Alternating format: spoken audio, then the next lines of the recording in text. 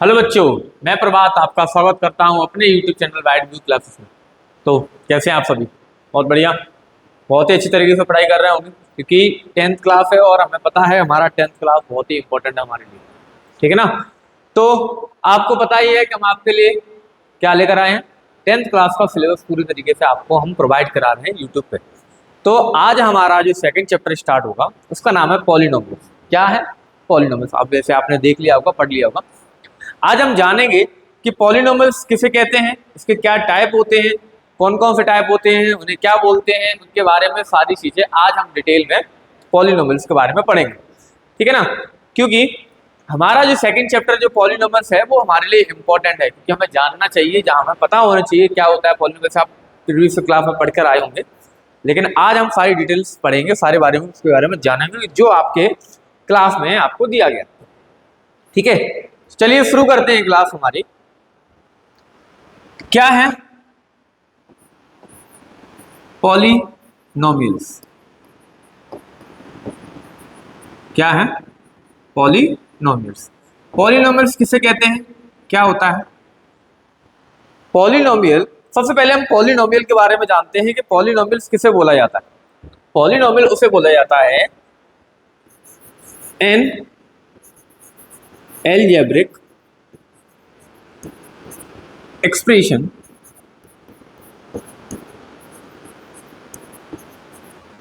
an algebraic expression which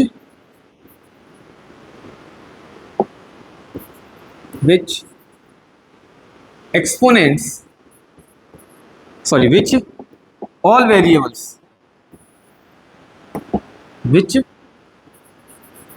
variables या इस तरीके से लिखो, which exponents of all variables, which exponents of all variables are whole number.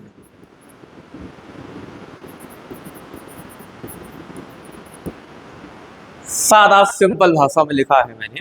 क्या लिखा है कि an algebraic expression. Algebraic expression किसे बोलते हैं? जहां पर भी अल्फाबेट को प्लस माइनस में लिखा जाए उन्हें बोला जाता है एल्जेब्रिक एक्सप्रेशन। यानी यहां पर भी अल्फाबेट आ जाए उन्हें क्या बोला जाएगा? एल्जेब्रिक एक्सप्रेशन बोला जाता है। विच एक्सपोनेंट्स, एक्सपोनेंट्स मतलब क्या होता है? यानी उनमें जो पावर लगी होती है ऑफ ऑल वेरिएबल्स। अच्छा, आप जानते हैं वेरिएबल्स किन्हें बोलते हैं? आपको पता है ना कि वेरिएबल्स किसे बोलते हैं हम?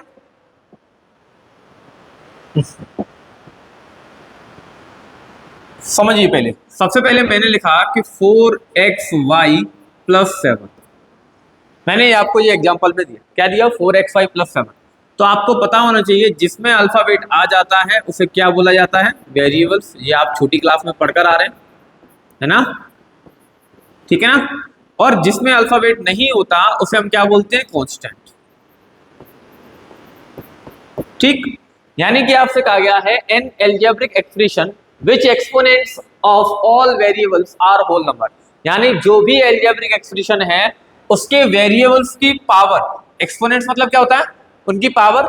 यानी वेरिएबल्स की पावर क्या होनी चाहिए? होल नंबर्स में होनी चाहिए। यानी जो भी हमें एक्सप्रेशन दिया जाएगा, जो भी हमें इक्वेशंस दी जाएंगी, उनमें जो भी वेरिएबल्स होंगे, यानी जो भी उनमें वेरिएबल्स होंगे उनकी पावर हमेशा किसमें होनी चाहिए? होल नंबर्स में होनी चाहिए। अब होल नंबर तो आप जानते हैं ना, होल नंबर किन्हें बोलते हैं? होल नंबर उन्हें बोला जाता है, आपको याद होगा प्रीवियस क्लास में मैंने आपको रियल नंबर्स का पूरा एक चार्ट पढ़ाया था, याद है? अगर आपने वो रियल नंबर्स वाला चैप्टर नहीं देखा है तो पहले जाके वो रियल नंबर्स वाला चैप्टर की वीडियो देखिए, क्योंकि मैंने उसमें रियल नंबर के बारे में पूरा बताया हुआ है कि कैसे रियल नंबर बनता है। उसी में मैंने बताया है कि जो होल नंबर है वो आपके दो चीजों से मिलकर बनता है। कौन से? एक बनता है सर जीरो से, और एक बनता है सर आपका नेचुरल नंबर से, है ना? और नेचुरल नंबर किन्हें बोलते हैं? कि सर ऐसे नंबर जो 1 से स्टार्ट होते हैं, यानी 1 2 3 डॉट डॉट डॉट, यानी इनफाइनाइट तक, है ना? कहां तक होते हैं वो? इनफाइनाइट होते हैं। तो होल नंबर्स क्या हो गया सर? कि होल नंबर उन्हें बोला जाता है जो जीरो से स्टार्ट हो, यानी 0 1 2 3 और इनफाइनाइट तक। यानी ऐसे एक्सप्रेशंस जिनमें वेरिएबल्स की पावर हमेशा किस में होनी चाहिए, होल नंबर्स में होनी चाहिए, उसे बोला जाता है पॉलिनोमियल्स। समझ में आया ना? बहुत ही सादा सिंपल भाषा में मैंने बताया आपको कि जब कभी भी कोई भी एक्सप्रेशंस मुझे दिया जाएगा या कोई भी इक्वेशन मुझे दी जाएगी, उनमें वेरिएबल्स की पावर हमेशा किस में होनी चाहिए, उसमें सर हमेशा होल नंबर्स की होनी चाहिए। ठीक है ना? यानी साथ में अगर कोई भी कांस्टेंट नंबर दिया जाए या ना दिया जाए, हमें उनसे कोई भी मतलब नहीं है। जैसे कि अगर मैं एग्जांपल दूं आपको, मैंने एग्जांपल दिया कि एग्जांपल के लिए मैंने लिखा सर 47x², यानी यहाँ पर पावर कितनी होगी, पावर 2 है। मैंने एक और एग्जांपल दिया सर, मैंने एग्जांपल दिया कि 9x, सर इसकी पावर कितनी है, 1 है, यानी होल नंबर्स में है सर। मैंने लिखा, एक और लिखा मैंने कि 9x² + 3xy + 7y², सर मैंने ये भी लिखा है, वो भी क्या है, पॉलिनोमियल्स है। अब मैंने सर एक और लिख दिया 147, क्या ये पॉलिनोमियल है, बताइए। आप तो कहेंगे सर कि इसके अंदर तो कांस्टेंट नंबर है, यानी कोई भी अल्फाबेट नहीं है, तो सर ये पॉलिनोमियल होगा कि नहीं होगा? तो अगर आपको पता है, मैं इसको अगर लिखना चाहूँ 147 को मैं ऐसे लिखना चाहूँ 147 × 1, कोई दिक्कत नहीं है सर, बिल्कुल कर सकते हैं। अब 147 इंटू मैंने लिख दिया x की पावर 0। अब कहोगे सर आपने ये क्या कर दिया, अब x कहां से लाए?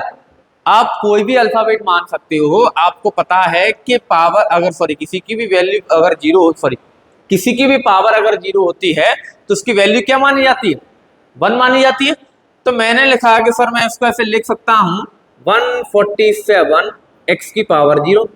और सर मैंने अभी आपको बताया है कि कोई भी एक्सप्रेशन ऐसा दिया गया हो जिसमें उसकी पावर यानी वेरिएबल्स की पावर किसमें होनी चाहिए, होल नंबर में होनी चाहिए, तो उसे क्या बोला जाएगा, पॉलिनोमियल्स बोला जाएगा। समझ में आया ना? कोई दिक्कत नहीं है, जल्दी से स्क्रीनशॉट ले लो, ले लिया ना? चलिए अब आगे बात करते हैं हम कि पॉलिनोमियल्स कितने टाइप के होते हैं। अब पॉलिनोमियल्स जो होते हैं ना, वो हमेशा 2 कंडीशन में काउंट किए जाते हैं। एक काउंट किया जाता है टर्म के हिसाब से, है ना, और एक काउंट किया जाता है डिग्री के हिसाब से। तो सबसे पहले हम बात करते हैं टर्म के हिसाब से कि टर्म में क्या क्या होते हैं।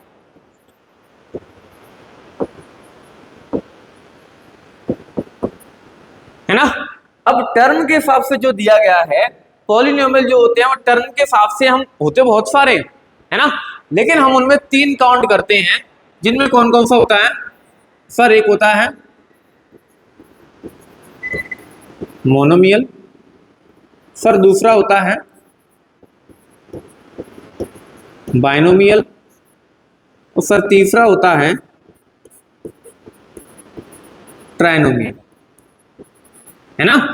यानी कि अगर हम टाइप के टर्म के हिसाब से बात करें तो टर्म के हिसाब से हम 3 चीजों में देखते हैं पॉलिनोमियल्स को, वैसे और भी होते हैं लेकिन हम बात केवल 3 ही चीजों की करते हैं।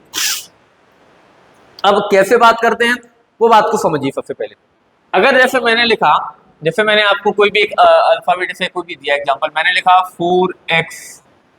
अब 4x में यहाँ पर एक चीज बात को समझिए, जो 4 है कौन है, जो 4 है वो क्या बोला जाता है सर, कॉम्पोनेंट कोफिशिएंट बोला जाता है। क्या बोला जाता है? कोफिशिएंट ऑफ x, यानी कि वो x का क्या है, कोफिशिएंट है ना। और जो x है हमारा वो क्या होता है सर, वेरिएबल होता है। ठीक है ना, समझ में आया ना ये चीज? यानी कि अगर आपको कोई भी एक नंबर लिखा है जिसमें अल्फाबेट साथ में दिया गया है, तो उसमें क्या है, नंबर्स जो होंगे वो क्या होंगे, कोफिशिएंट होंगे उसी के, और x क्या बोला जाएगा, वेरिएबल बोला जाएगा।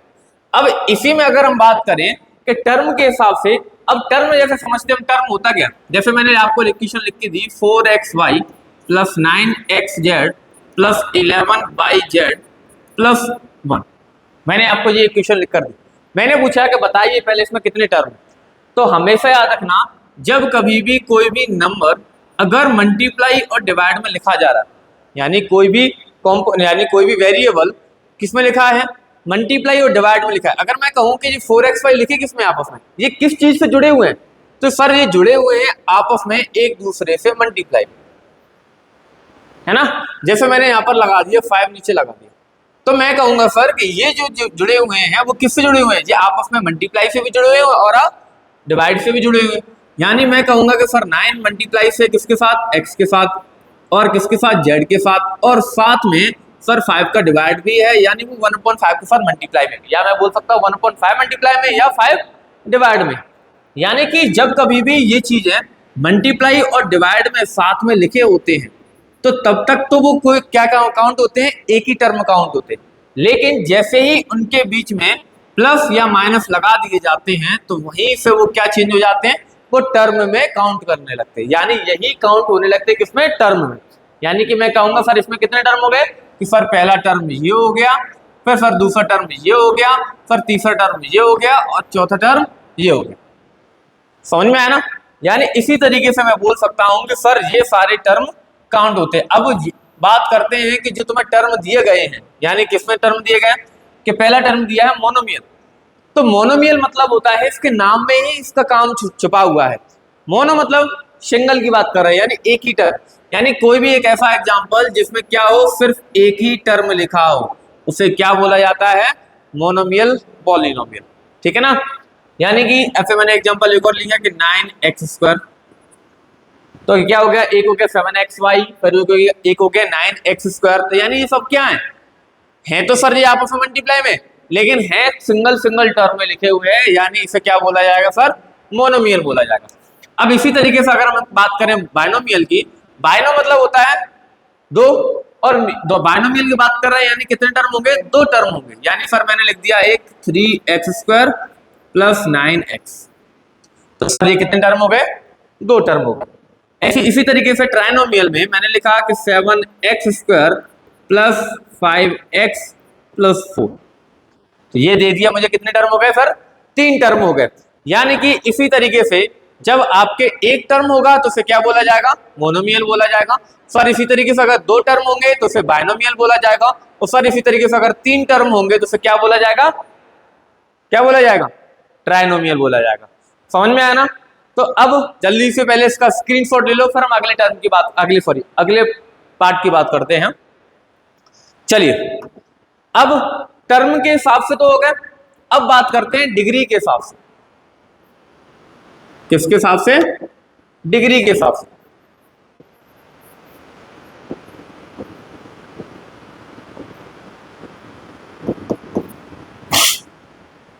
अब डिग्री के हिसाब से पहले, सबसे पहले आपको समझना पड़ेगा डिग्री ऑफ द पॉलिनोमियल किसे बोला जाता है। हम पहले समझते हैं उसके लिए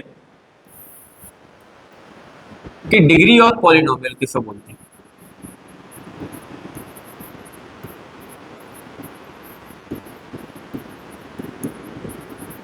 degree of polynomial,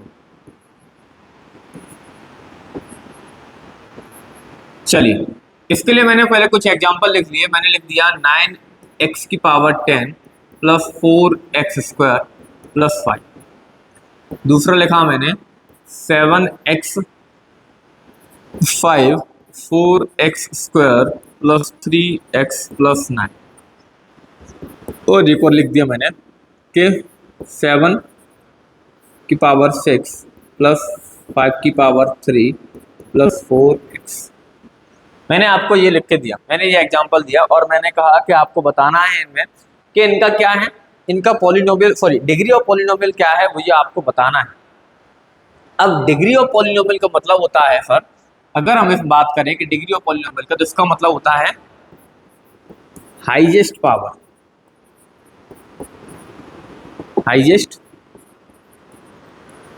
power of variable in polynomial.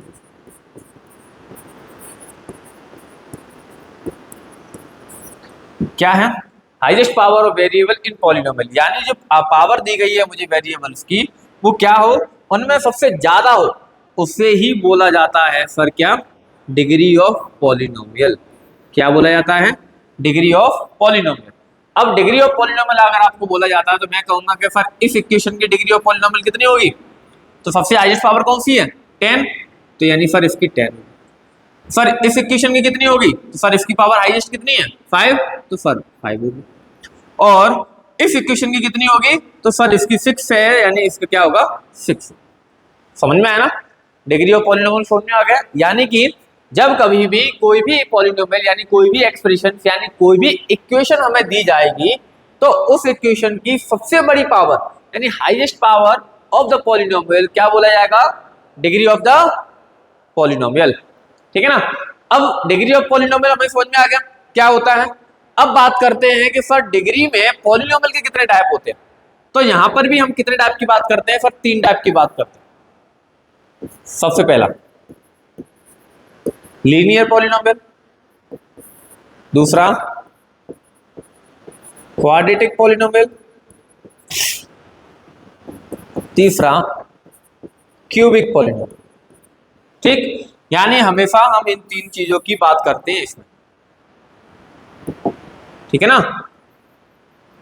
पहला कौन सा हो जाएगा लीनियर पॉलिनोमियल, दूसरा हो गया क्वाड्रेटिक पॉलिनोमियल और तीसरा हो गया क्यूबिक।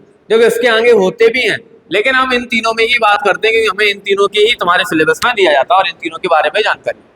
ठीक है, तो चलिए समझते हैं कि किसे बोलते हैं लीनियर पॉलिनोमियल और किसे बोलते हैं क्वाड्रेटिक और किसे बोलते हैं क्यूबिक। देखो लीनियर पॉलिनोमियल उसे बोला जाता है कि उस एक्सप्रेशन में हाईएस्ट पावर कितनी होनी चाहिए, हाईएस्ट पावर सर होनी चाहिए 1, उसे ही बोला जाता है सर लीनियर पॉलिनोमियल।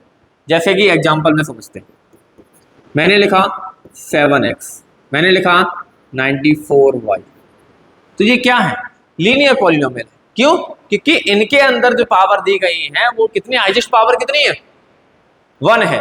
तो हाईएस्ट पावर अगर 1 दी जाएगी तो वो इक्वेशन क्या बोली जाएगी, लीनियर पॉलिनोमियल बोला जाएगा।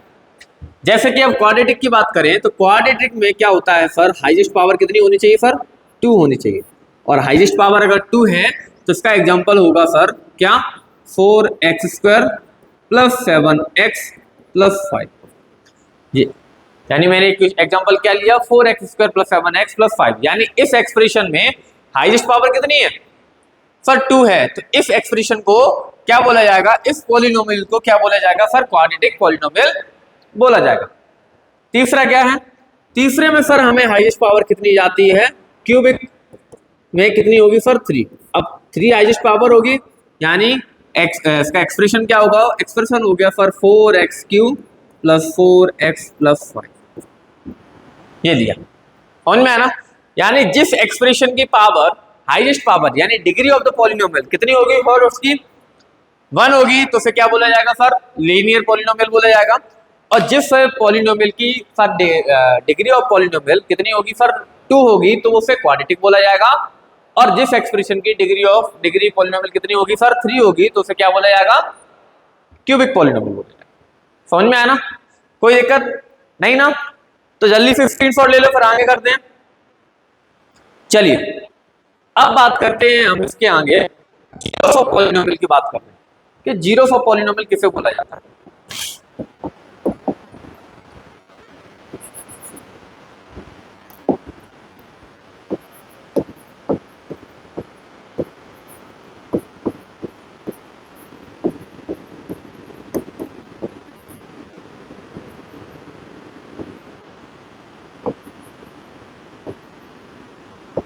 क्या है जीरोस ऑफ पॉलिनोमियल, क्या है जीरोस ऑफ पॉलिनोमियल, इसे बोलते हैं कि एक ऐसी वैल्यू, क्या कि एक ऐसी वैल्यू किसकी, वेरिएबल्स की, जो पॉलिनोमियल्स को क्या बना दे, जीरो बना दे।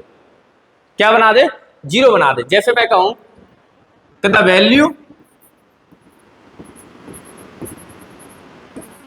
वैल्यू ऑफ वेरिएबल, क्या कि the value of variable for which the following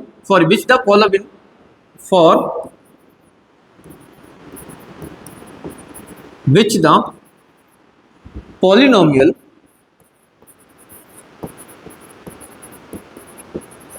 becomes, क्या हो जाए कि the value of variable for which the polynomial becomes, यानी क्या हो जाए कि पॉलिनोमियल की जो इक्वेशन तुम्हें दी जाएगी वो क्या हो जाएगा, जीरो के इक्वल हो जाएगा, बिकम्स इक्वल टू जीरो। यानी कि जो वेरिएबल की वैल्यू होगी, यानी कोई एक ऐसी वैल्यू किसकी, वेरिएबल की, जो क्या कर दे, उस पॉलिनोमियल को जीरो कर दे, उसे ही बोला जाता है जीरोस ऑफ पॉलिनोमियल। समझ में आया कुछ, नहीं आया? देखो समझो, समझाता हूं। जैसे कि मैंने एक एग्जांपल लिया, एग्जांपल क्या है सर, कि मैंने लिखा 12x minus 24 equal to zero. अच्छा, मैंने तो तुम्हें सीधे इक्वेशन ये दिया कि 12x माइनस 24, ये मैंने तुम्हें दिया, ठीक। मैंने कहा कि इसका मुझे जीरो बता दो कि इस पॉलिनोमियल के जीरो क्या होंगे। सबसे पहले तो आपको ये समझना है कि वो इक्वेशन कौन सी है। इक्वेशन कौन सी है? Linear polynomial. इसके हाईएस्ट पावर कितनी है? 1 है। अब इसकी हाईएस्ट पावर 1 है तो हमेशा याद रखना, अगर उसकी डिग्री ऑफ पॉलिनोमियल जितनी दी जाएगी उसके उतने ही जीरो निकल कर आएंगे। समझ में आया ना? यानी इसकी डिग्री कितनी है, डिग्री ऑफ पॉलिनोमियल कितनी है सर? 1 है। यानी इसके जीरो कितने निकल के आएंगे? 1 निकल के आएंगे।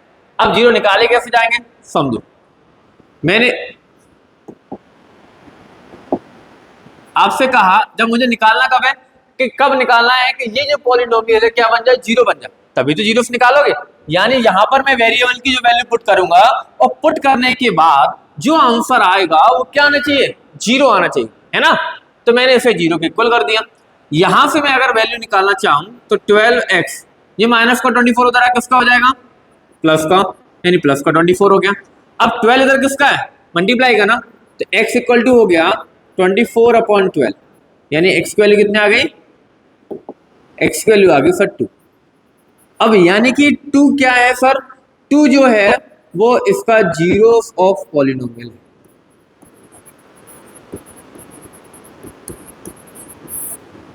समझ में आया? यानी x की वैल्यू क्या आई सर, 2 आई है, यानी x की जो वैल्यू आएगी उसे ही बोला जाता है जीरोस ऑफ पॉलिनोमियल।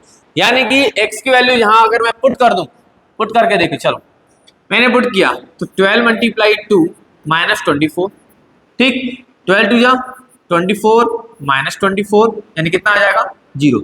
मैंने क्या बोला था, इक्वेशन मैंने क्या लिख कर दिया था, डेफिनेशन क्या थी, द वैल्यू ऑफ वेरिएबल, यानी वेरिएबल की जो वैल्यू होगी फॉर विच द पॉलिनोमियल, जब पॉलिनोमियल को बिकम्स इक्वल टू जीरो, क्या कर दे, जीरो के इक्वल कर दे, तो जीरो के इक्वल हो गया। मैंने x की वैल्यू पुट की तो क्या हो गया, ये जीरो के इक्वल हो गया, तो यानी ये क्या हो गया, जीरोस ऑफ पॉलिनोमियल बोला जाता है। समझ में आया ना बात? सॉरी, ये बात समझ में आई ना कि जीरोस ऑफ पॉलिनोमियल किसको बोले जाते हैं, ठीक है ना? अगर मैं बात करूं, अगर मैंने अभी आपको क्या बताया कि अगर नंबर ऑफ जीरोस निकालने हो, क्या निकालने हो, number of zeros of polynomial, यानी मैंने कहा था अभी आपको कि अगर कितने जीरोस आएंगे, यानी जो पॉलिनोमियल दिए जाएंगे उसके कितने जीरो होंगे, वो कैसे पता चलेगा, तो हमेशा याद रखना वो क्या होगा, इक्वल्स टू डिग्री। यानी कि क्या है इसमें कि जो भी पॉलिनोमियल आपका आएगा वो, सॉरी, जो जीरोस आएंगे, जो नंबर ऑफ जीरोस आएंगे वो हमेशा याद रखना डिग्री के क्या होंगे, इक्वल होंगे। यानी अगर उसकी पॉलिनोमियल की नंबर ऑफ डिग्री दी गई है 1, तो उसका नंबर ऑफ जीरोस कितने आएंगे, 1 आएगा। अगर उसका डिग्री ऑफ पॉलिनोमियल कितना दिया है, 3 दिया है, तो उसके नंबर ऑफ जीरोस कितने आएंगे, 3 आएंगे। बात समझ में आ गई ना? तो जल्दी से इसका स्क्रीनशॉट ले लो, फिर आगे बढ़ते हैं, फिर देखते हैं अगला वाला क्या है, ठीक है? यहां तक समझ में आ गया ना? अब बात करते हैं, अगर यही चीज मुझे किस पे दी जाए, ज्योमेट्रिक में दी जाए, क्या दिया है, ज्योमेट्रिक में दी जाए, तो अगर उसमें हम कैसे देखेंगे और उसमें हम कैसे पहचानेंगे नंबर ऑफ जीरोस को, कैसे, तो देखो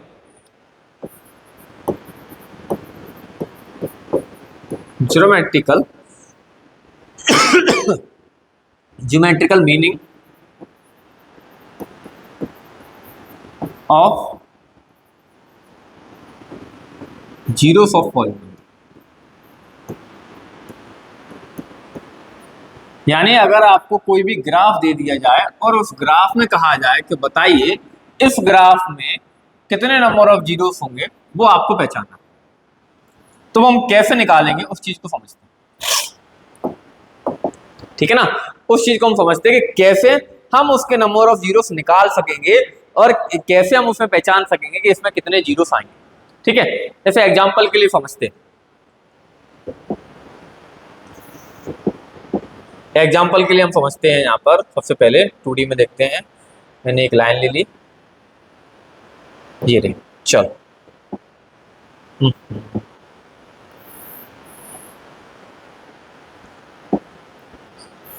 चलिए एक लाइन मैंने ऐसे ले ली और इसी की एक लाइन मैंने ऐसे ले ली, ठीक है।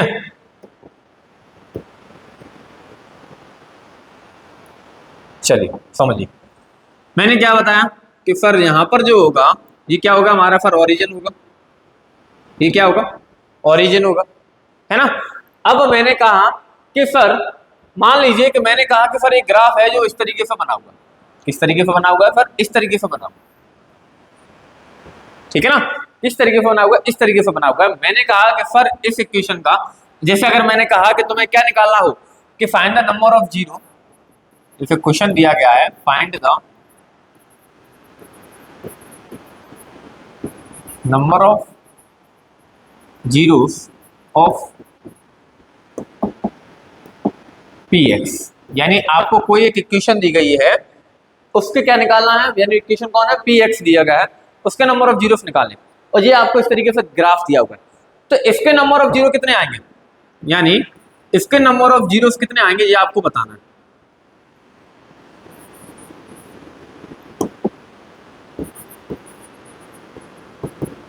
समझिए कैसे निकालेंगे इस चीज को, समझते पहले हमेशा याद रखना, जब कभी भी मुझे ऐसा ग्राफ दिया जाए आपको कुछ नहीं करना है, सिर्फ मुझे ये देखना है कि क्या उस ग्राफ ने एक्स एक्सिस, ये एक्स एक्सिस होता, ये वाई एक्सिस होता है ना, तो अगर क्या उस ग्राफ ने एक्स एक्सिस को कितनी बार टच या उसे कट किया, क्या बोला कि एक्स एक्सिस को उस ग्राफ ने, यानी उस लाइन ने जो भी आपको दिया गया है उसने एक्स एक्सिस को कितनी बार या तो टच किया यानी उसको छुआ है, या उसको कट किया यानी इसको काटा है, वो अब बस वो ही क्या होंगे हमारे नंबर ऑफ जीरोस होंगे। अब बताइए इसने कितनी बार कट किया, सर एक भी बार नहीं। जब एक ही बार भी छुआ नहीं है, एक भी बार उसने कट नहीं किया है, तो उसका क्या आएगा, जीरो आएगा। इसके नंबर ऑफ जीरोस कितने होंगे, जीरो होंगे। समझ में आया। जैसे एक और समझिए, अब मैंने कहा कि सर एक ग्राफ आपको इस तरीके से दिया गया, ये दिया गया, ठीक। अब मैंने कहा कि सर इसने इसको, ये ग्राफ आपको दिया है, मैंने पूछा नंबर ऑफ जीरोस कितने होंगे, तो नंबर ऑफ जीरोस निकालने के लिए पहले आपको मैंने क्या बोला था कि आपको ये देखना है कि ये जो ग्राफ आपको दिया गया है, ये ग्राफ ने एक्स एक्सिस को कितनी बार टच किया है या कितनी बार कट किया है, वो ही हमारे क्या होंगे, नंबर ऑफ जीरोस होंगे। तो इसने कितनी बार किया सर, कि सर इसने एक ही बार कट किया यहाँ पर, और तो कहीं किया नहीं ना, ये तो सर वाई एक्सिस हो गया ना, इससे तो मुझे मतलब ही नहीं है, मुझे मतलब है सिर्फ एक्स एक्सिस से। तो सर यहाँ पर नंबर ऑफ जीरोस कितने होंगे, 1 होंगे। बात समझ में आई। जैसे मैंने कहा कि एक और देखते हैं,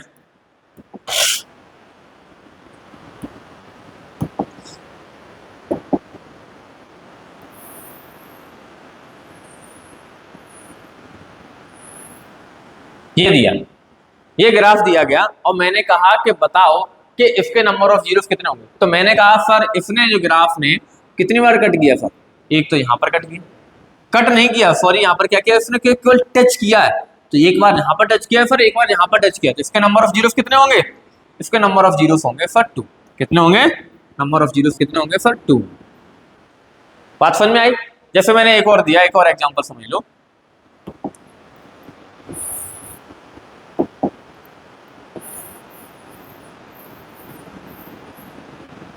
ये ग्राफ दिया गया, अब इसने इसको कितनी बार कट किया, तो हम यहां पर देखते हैं, काउंट करते हैं। तो देखो सर एक बार यहां किया है, 2 3 4 5 6 7, यानी इसके नंबर ऑफ जीरोस जो होंगे सर वो कितने होंगे सर, 7 होंगे। कितने होंगे, 7 होंगे। समझ में आया ना। यानी ग्राफ में जब कभी भी आपको इस कंडीशन में ऐसे दिए जाएं और आपको निकालना हो कि नंबर ऑफ जीरोस कितने होंगे, तो सिर्फ आपको ये देखना है कि उस ग्राफ ने एक्स एक्सिस को, यानी ये हमारी एक्स एक्सिस है और ये वाई एक्सिस है, केवल मुझे देखना है कि सर एक्स एक्सिस को कितनी बार टच किया है या कितनी बार कट किया है, बस। और हमें उसमें कुछ नहीं देखना। जितनी बार उसने ये दोनों चीज की होंगी वो सारी चीज उसके लिए क्या हो जाएंगे, नंबर ऑफ जीरोस हो जाएंगे। समझ में आया ना?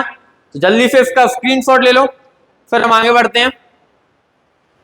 फिर आगे हम देखते हैं कि रिलेशन निकालना है। हम रिलेशन समझते हैं किसके बारे में, जीरोस और कोफिशिएंट के बारे में, यानी कोफिशिएंट का और जीरो के साथ क्या रिलेशन होता है उसके बारे में हम समझते हैं। ठीक है, क्योंकि बस ये चैप्टर में हमारा केवल यही आखिरी रह गया है और हमने सारी चीज पढ़ ली है।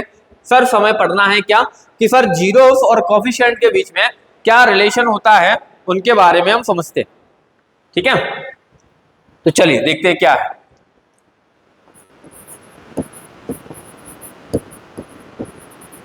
रिलेशन बिटवीन, क्या किसके बीच में रिलेशन निकालना है, रिलेशन बिटवीन जीरोस एंड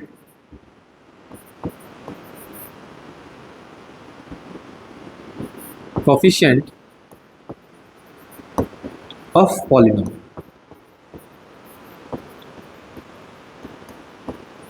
ठीक है, किसके बारे में निकालना है कि सर हमें जो दिया है, हमें रिलेशन निकालना है किसके बीच में, सर मुझे निकालना है जीरोस के बीच में और कोफिशिएंट के बीच में, वो भी किसके, पॉलिनोमियल। यानी पॉलिनोमियल का जो कोफिशिएंट होगा उसका और उन्हीं के जीरोस का रिलेशन क्या होता है वो हमें बताना है, और कैसे निकालेंगे वो चीज को समझते हैं। चलिए, सबसे पहले अगर कोई भी एक पॉलिनोमियल दी जाएगी उसकी स्टैंडर्ड इक्वेशन क्या होती है, standard equation of polynomial.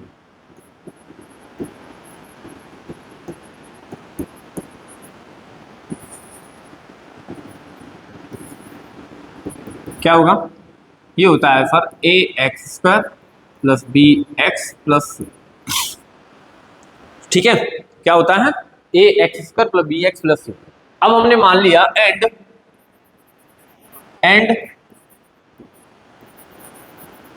The zeros of this polynomial,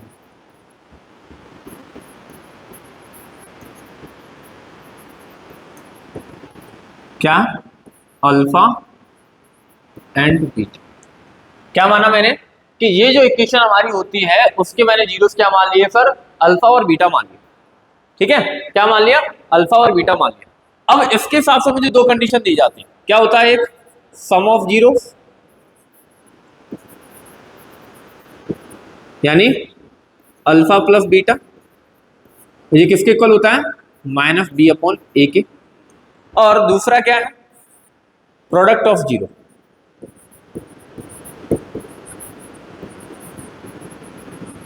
यानी अल्फा इंटू बीटा, और ये किसके बराबर होता है सर, सी अपॉन ए के बराबर, है ना। समझ में आया ना? यानी आपको जो दिया गया है क्या कि मैंने कहा कि सर एक स्टैंडर्ड पॉलिनोमियल की इक्वेशन क्या होती है सर, यही होती है a x square plus b x plus c. और मैंने मान लिया कि इस इक्वेशन के सर दो क्या निकल के आएंगे, जीरोस निकल के आएंगे। और दो क्यों निकल के आएंगे, क्योंकि सर इसकी हाईएस्ट पावर जो है वो कितनी है, 2 है, यानी डिग्री ऑफ पॉलिनोमियल कितनी है सर, 2 है। तो इसके जीरोस कितने निकल के आएंगे सर, 2 होंगे, जो मैंने मान लिया एक अल्फा एंड बीटा। अब इसकी दो कंडीशन होती है कि सम ऑफ जीरोस यानी अल्फा और बीटा, यानी इनके जीरोस का अगर मैं प्लस करूं तो वो उसी इक्वेशन के माइनस बी अपॉन ए के इक्वल होता है। ये माइनस बी अपॉन ए यहीं से आया, इसी इक्वेशन से आया, यानी माइनस बी अपॉन ए के इक्वल होता है। और अगर उन जीरोस का मल्टीपल कर दूं तो वो जीरोस के मल्टीपल क्या होंगे, किसके बराबर होंगे, सी अपॉन ए के बराबर होंगे। ठीक है ना, ये बात समझ में आई। अब मैंने कहा कि जैसे, चलो एग्जांपल लेके समझता हूँ, एग्जांपल सॉल्व करते हैं, फिर आपको समझ में आएगा क्या। मैंने एक एग्जांपल लिया, क्या लिया, x square plus 7x plus 12। क्या लिया मैंने, x square plus 7x plus 12। ठीक है, अब मैंने कहा कि इसके फैक्टर कर दें, फैक्टर कैसे करते हैं? अब जो पॉलिनोमियल है ना तो इसको जीरो के इक्वल लेके चलेंगे, क्योंकि जब परफेक्ट पॉलिनोमियल इसके जीरो से निकाल लें यानी जीरो के इक्वल करना पड़ेगा मुझे। मैंने किया, सबसे पहले क्या करते हैं आपको पता है, कांस्टेंट नंबर देखते हैं। क्या पहले हाईएस्ट पावर के साथ कोई नंबर है, उसके साथ अगर कोई नंबर होता तो उसका मल्टीप्लाई कांस्टेंट नंबर में किया जाता, फिर उसके ऐसे फैक्टर करो जिसे आगे साइन किसका है, प्लस का ना, यानी प्लस करने पर क्या आना चाहिए, 7 आना चाहिए। तो यानी मैंने 12 के से फैक्टर किए सर, जो प्लस करने पर कितना है 7 आया। तो पहला मैंने लिया सर 1 और 12, लेकिन इन्हें प्लस करने पर 7 नहीं आएगा तो ये नहीं हो सकता। दूसरा लिया सर मैंने 2 और 6, इन्हें प्लस करने पर 7 आएगा सर, नहीं हो सकता।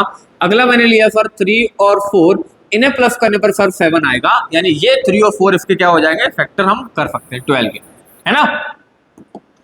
तो मैंने मिडिल टर्म को स्प्लिट किया, x square plus 4x plus 3x plus 12 equal to 0।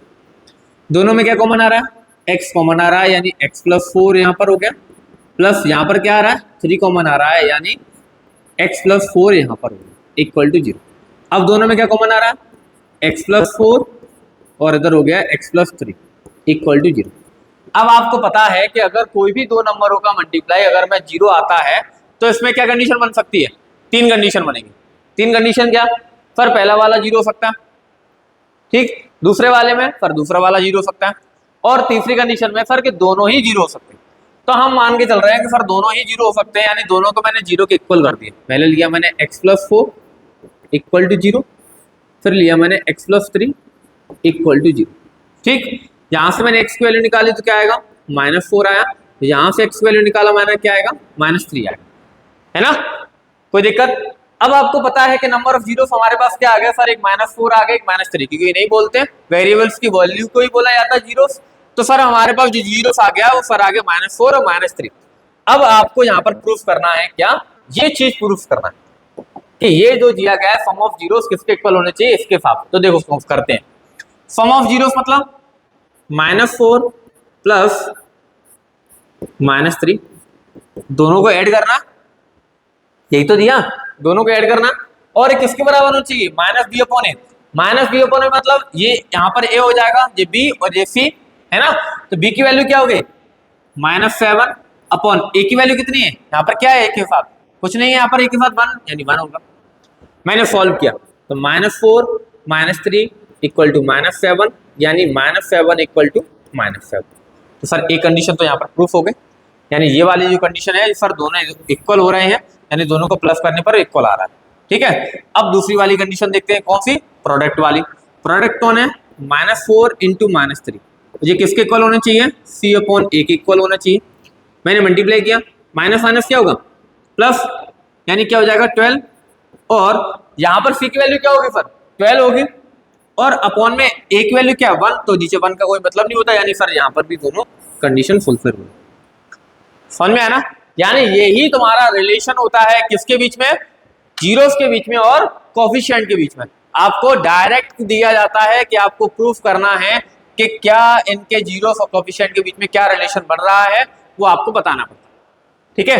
तो पहले जल्दी से इसका स्क्रीनशॉट ले लो। फिर अब ये चैप्टर का जो इंट्रोडक्शन है वो आज कंप्लीट हो गया। इस चैप्टर में जो भी आपके लिए इंपॉर्टेंट था मैंने आज आपको सारी चीजें आपको यहाँ पर बता दी हैं। अब आपको क्या करना है, मैंने पिछली भी क्लास में बोला है, मैं फिर से बोल रहा हूँ, आपको अपने प्रॉपर नोट्स बनाते चलना है, क्योंकि आखिरी टाइम पे आपको ये नहीं करना है कि सर पॉलिनोमियल्स वाला चैप्टर कहाँ है, पलट रहे हैं सर कहाँ पर क्या लिखा था, पता ही नहीं है कहाँ पर क्या लिखा है। इसलिए एक प्रॉपर नोट्स बनाइए, उन्हें नोट करिए, फिर उनका रिवीजन करिए, ठीक है ना, और साथ में हमारे साथ लगे रहिए, पढ़ते रहिए, ठीक है। तो चलिए अगली क्लास में मिलते हैं इस चैप्टर के क्वेश्चनों के साथ, तब तक के लिए पढ़ते रहिए और लगे रहिए। Okay, good bye.